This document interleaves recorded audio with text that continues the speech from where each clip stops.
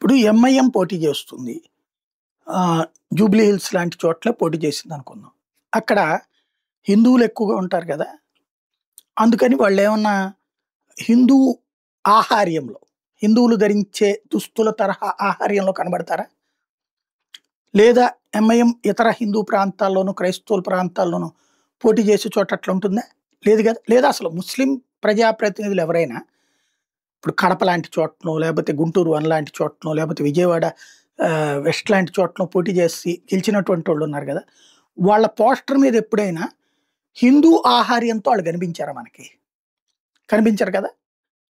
అదే ఎస్‌డిపిఐ ఇప్పుడు ఏదైతే కర్ణాటకలో హిజాబ్ వివాదం తెచ్చి అక్కడ కథ నడిపిందో, ఇప్పుడు దేశవ్యాప్తంగా ముస్లిం రాజకీయ పార్టీగా విస్తరించాలనుకుంటోంది.